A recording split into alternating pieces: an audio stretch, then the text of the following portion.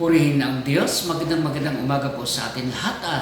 Muli po, salamat sa Panginoon na ngayong umaga ay sa loob ng 30 minuto tayo po ay sama-sama na makinig ng salita ng ating Panginoon dito po sa programa ng Church of God's Miracles ang Daily Manna.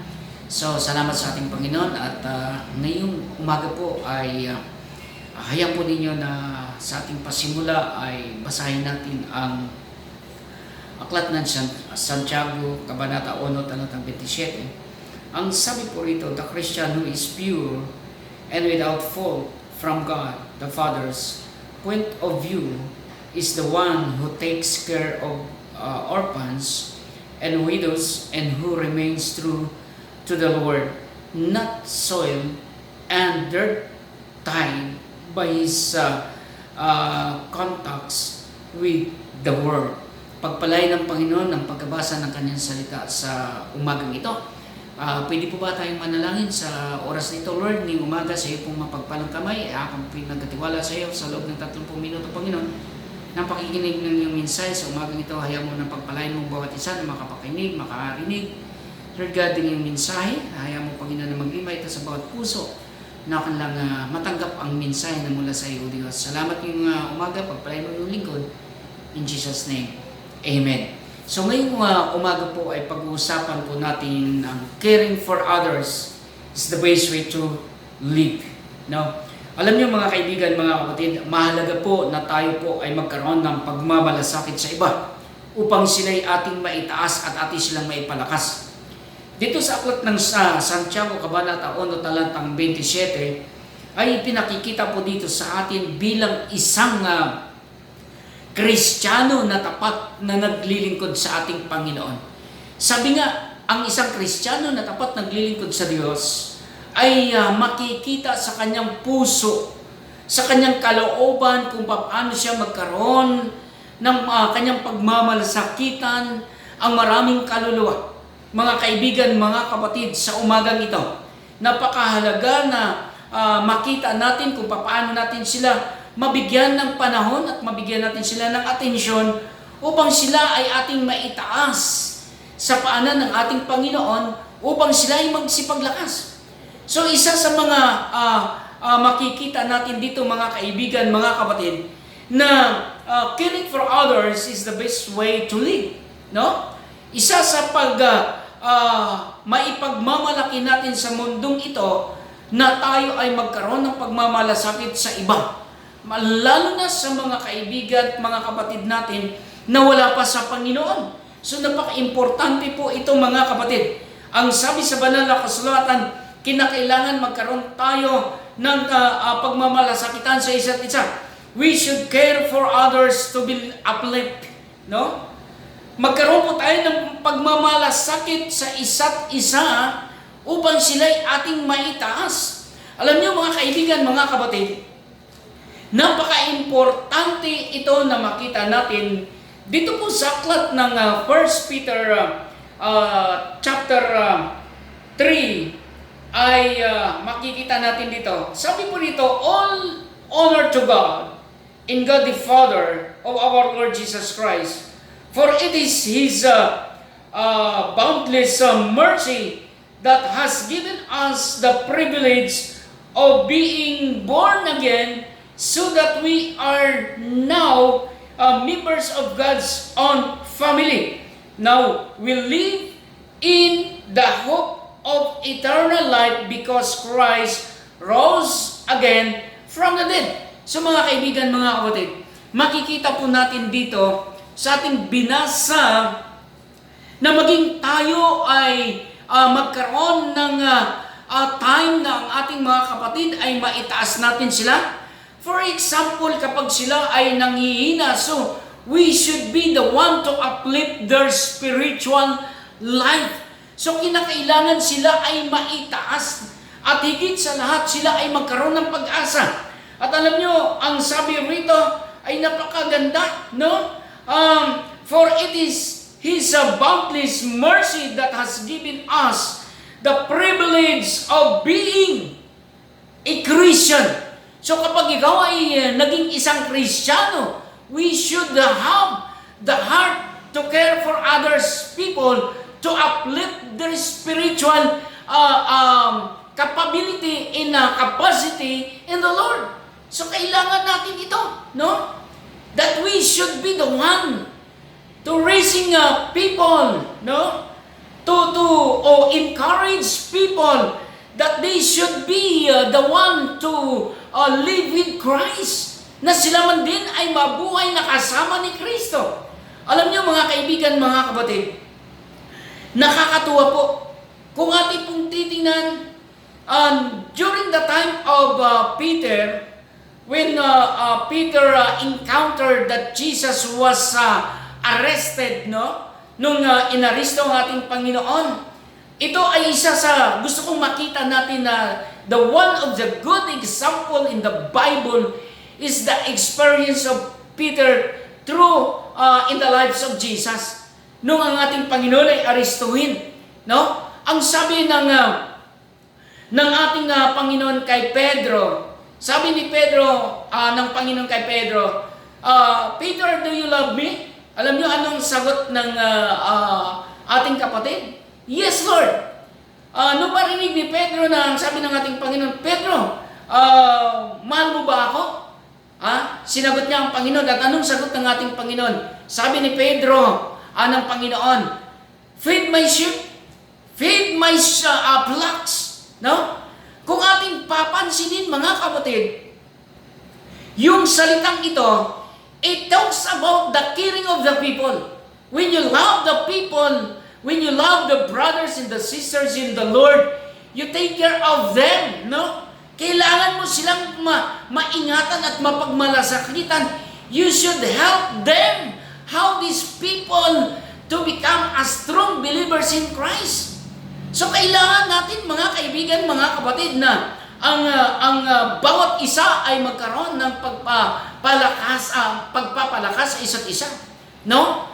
Magkaroon tayo ng isang damdamin na ang magkakapatid ay nag-iibigan, ang magkakapatid ay nagtutulungan, no?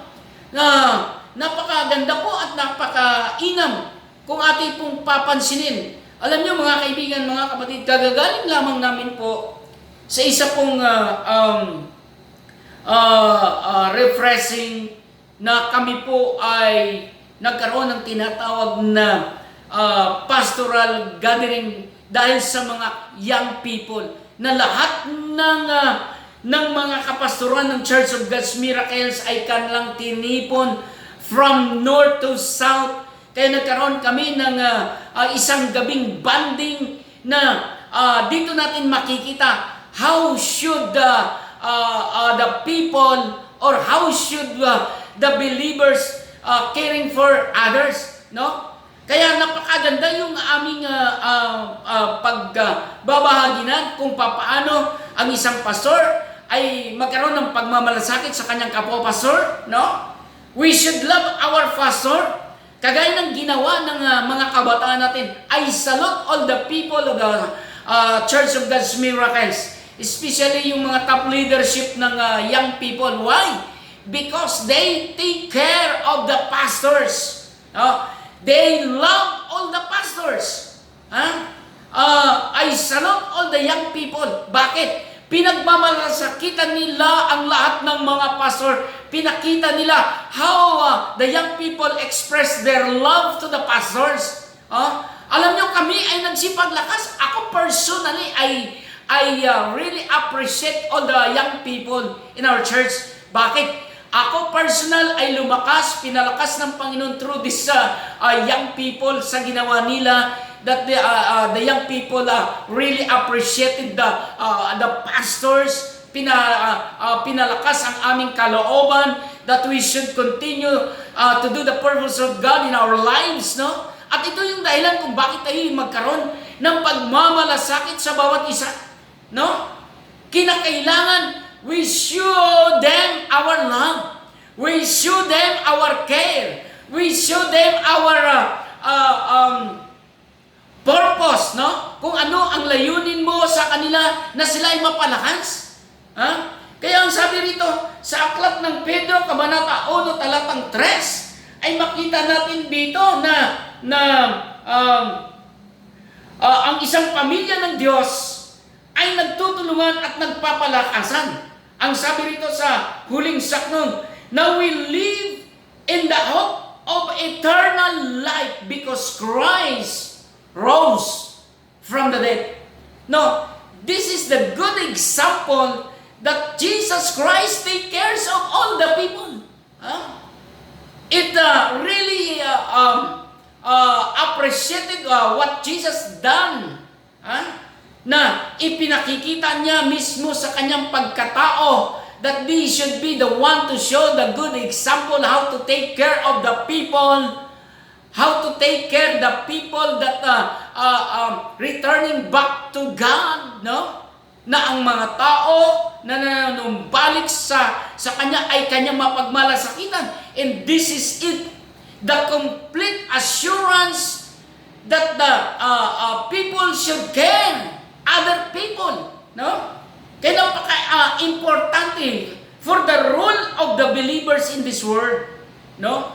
For the role of the believers that they should be the one to take care of the people of God. Kaya mahalaga, importante mga kaibigan, mga kapatid, that we can see the goodness of God, that we can see how it works for the mercies of God to these people. Kaya nga masasabi natin na this is the great work of God to the lives of the young people to do and fulfill the will of the Lord, na kanilang ipakita to all the pastors of CGM that they might take care of all the pastors.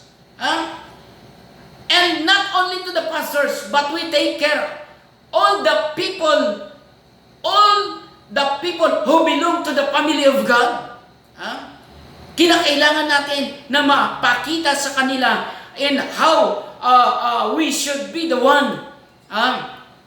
Kaya sabi pa nga rito na makikita natin, and God has reserved for His boundless love. Tingnan nyo pinakikita niya yung sa atin na kapag mahal mo ang bawat tao na dumarating sa church, kinakailangan magkaroon ka ng pagmamalasakit sa kanila. If you have time to kamustahin sila, if you have time na magkaroon kayo ng pag-uusap, how their spiritual condition ay malakas pa ba, matatag pa ba? And that is our work. And that is our responsibility to take care of them. Na tayo ay isa sa mga ginagamit ng ating Panginoon upang sila ay lumakas at tumatag at hindi sila matangay sa daigdig o agos ng daigdig na ito. We should care for others to be uplift. Dapat tayo ang magpapalakas sa kanila, and we are not the one na maging dahilan ng kanilang paglayo sa iglesia o sa church. We are the one to be uplift for their spiritual to become strong and strengthened for their faith. Lumakas at tumatang ang kanilang pananampalataya. Why? Because we are the one na tayo ay umaalalay sa kanila. Napakahalaga, napaka-importante yan mga kaibigan, na tayo ay makapag-alalay sa kanila. Alalayan natin. Because the word uplift, ito yung ating tungkulin, trabaho natin ito na sila ay mapalakas. Sila ay maturuan, matulungan in how these people become as strong believers in Christ, no? So ito yung ating papel sa kanila. And pangalawa po, we should be showing a good example to them, no? Dapat tayo ay isa sa magpapakita sa kanila ng isang mabuting halimbawa. Ano ba ang mabuting halimbawa? Ang sabi po sa Bible, kung ating titingnan, ang Matthew chapter 5, verse 14, 15, and 16, ang sabi po ron sa talatang 16, let your light shine, no? Let your light shine. Oh, mga kapatid, ito dapat ay makita sa ating buhay. We are the one to show them a good example and let the light of Christ manifested upon you. Let the light of Christ have been seen upon you. Makita sa atin, makita sa akin, makita sa inyo. And that is the one of a good example showing them that the light of Christ manifesting upon you, upon me. Kailangan natin yan eh. Let your light shine before men. Bakit sinabi, binanggit ng ating Panginoon, na magliwanag ang ilaw ni Kristo sa harapan ng maraming tao? Because as we, Christian, we should be the one to raise the torch of God. Yung ilaw dapat ni Kristo, tayo ang magtaas, no? That we should not be the one to falling down anyone. Hindi tayo dapat ang maging dahilan na sila ay malaglag, bumagsak, manlamig. We are the one to show them that the light of Christ ay dapat nilang makita na ang ilaw na yan, ang liwanag na yan, siyang magtatanglaw ng kanilang buhay. Why? Dahil kapag natanglawan sila ng buhay ni Kristo, they walk uprightly before God, before men. Yan po yung ibig sabihin na let your light shine before men. So kinakailangan na ang liwanag ni Kristo ay makita sa atin sa harapan ng maraming tao. Hindi tayo ang maging dahilan ng kanilang paglayo sa church. Tayo dapat ang maging dahilan ng paglapit nila sa church. Because our mandate as a Christian, we should bring people inside the church. We should bring people, more people inside the church. Why? Because we are the one showing them a good example, because the light of Christ shining upon us. When the light of Christ shining upon us, our Father in heaven will glorify. Tanda natin mga kapatid, hindi naman ang tao ang matataas dito. Kapag ang liwanag ni Kristo ay nakita sa iyo, walang ibang maitataas dito, kundi ang ating Panginoong nasa langit.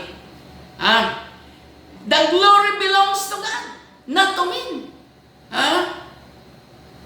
The glory belongs to God, belongs to Christ, because the light of Christ manifesting inside of us, the light of Christ manifesting inside of us and outside. Kapag nakita, nasa atin sa loob, makikita sa labas. And you should be the one, a good example to them. And you will encourage them. Kaya mo silang ma-encourage, no? Kaya mo silang hikayatin. Kaya mo silang maturuan at mapalakas. How they should, their spiritual position in the Lord ay magiging malakas at magiging matatag. Hindi sila magiging talunan. At ano pang sabi rito sa 2 Peter 2 Peter chapter 3. Ano ang sinasabi pa rito?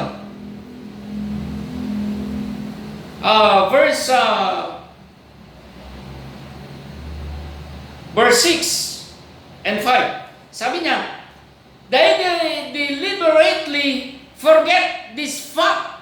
Mga kapatid. Ulitin ko, they deliberately forget this fact that God did destroyed the world with a mighty blood long after He had made the heavens by the word of His command.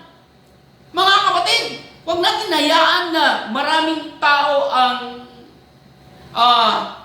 malayo at mapahamak. Hayaan natin na tayo ang maging dahilan na maakit natin sila sa pamamagitan natin that we should shining in this world. Magniningning tayo sa mundong ito. Ha? At alam nyo, dito pa sa 1 John chapter 1, verse 7 ay ganito ang kanyang sinasabi. But if we are living in the light of God's presence, mga kapatid, pakinggan nito napakaganda nito. But if we are living in the light of God's presence, just as Christ does, then we have wonderful fellowship and joy with each other. Wow, mga kapatid! Kapag ang ilaw ng Diyos ay nagmanifesto sa atin, mayroon tayong magandang pagtitipon at may kagalakan na magkasama-sama. Kaya nga ang sabi nga sa banal na kasulatan, kay inang pagmasdan ng mga kapatid na sama-samang nag-aawitan, sama-samang nagpapalakasan. Kaya nga, ang sabi rito, alam nyo, napakaganda ng talatang ito. But if we are living in the light of God's presence, kapag nabubuhay tayo sa liwanag ng Diyos, ng kanyang presensya, mga kaibigan, mga kapatid, we have the fellowship with each other. It's easy for us to connect somebody, someone. Madali tayong makalapit sa kanila. Why? Because the lights of Christ shining upon us, and the lights of Christ, the moment the light of Christ makita sa atin, yan yung beginning na magkaroon ka ng relasyon sa kanila as brothers and sisters in Christ in the Lord. So you have the fellowship with each other, a good relationship in the Lord, each other. And the joy of the Lord can be manifested each other.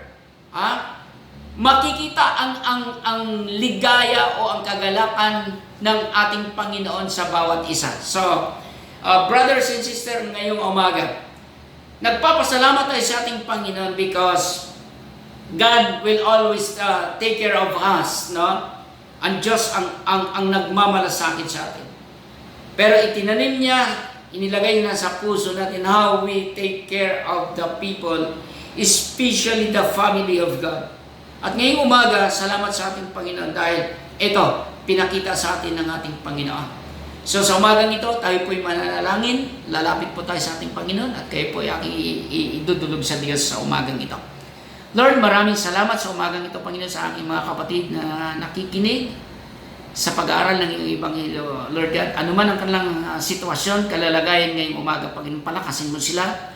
Hayaan mo, Lord God, na yung ilaw ay patuloy na magliwanag sa kanila, Panginoon. Hayaan mo, Panginoon, ang liwanag nito ang siyang magdadala sa kanila, Panginoon, ng tagumpay upang sila ay makapagpapatuloy sa gitna ng mundong ito, O Diyos.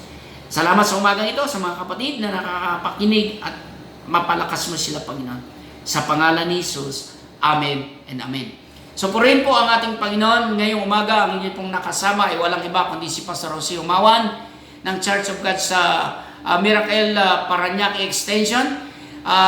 Salamat sa inyong pakikinig at maraming salamat. Magandang umaga po sa atin. Sa susunod na episode ay sama-sama po tayo dito po sa palatuntunan ng Church of God's Miracles, ang Daily Manna. Mabuhay po tayong lahat. God bless us all.